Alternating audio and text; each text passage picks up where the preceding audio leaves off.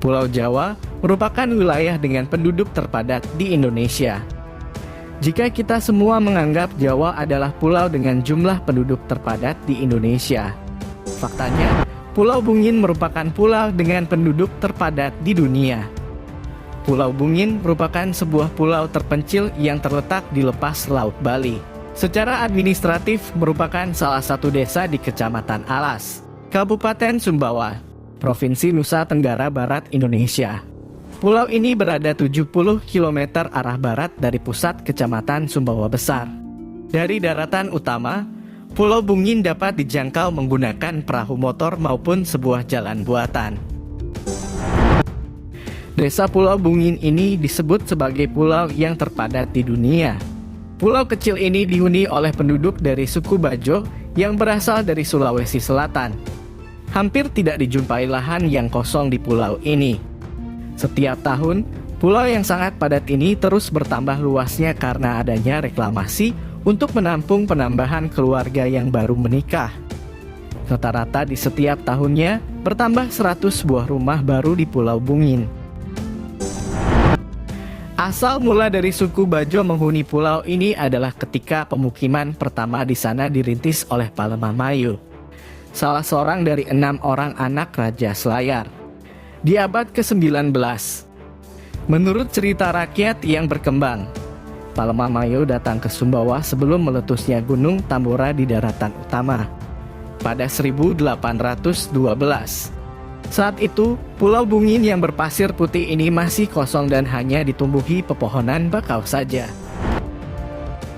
Awalnya pulau ini hanya seluas 4 kali 10 meter saja. Namun suku Bajo terus-menerus menimbun laut dengan batu-batu dan tanah agar bisa membentuk daratan untuk ditinggali. Hingga saat ini luas pulau ini mencapai 8,5 hingga 12 hektar. Cukup kecil memang jika dibandingkan dengan pulau-pulau lain, namun angka ini tentu sudah bertambah banyak dari luas awalnya. Data dari Badan Pusat Statistik pada tahun 2014 menyebutkan Pulau Bungin ini dihuni oleh sekitar 5.000 jiwa. Hal ini kemudian membuat tidak adanya lahan kosong di Pulau Bungin. Warga Pulau Bungin mayoritas penduduknya bekerja sebagai nelayan. Di Pulau Bungin tidak bisa melihat adanya perkebunan maupun lahan pertanian. Penduduk di sini biasanya memelihara hewan ternak. Namun, mirisnya adalah hewan tersebut telah terbiasa memakan ikan kering, kertas, hingga bahan pakaian. Salah satu permasalahan di pulau ini adalah kurangnya lahan. Oleh sebab itu, penambahan lahan untuk membuat rumah menggunakan karang yang biasa dilakukan oleh warga Bungin. Pemerintah Sumbawa mengikuti aturan secara nasional untuk tidak melakukan reklamasi atas pertimbangan kondisi lingkungan.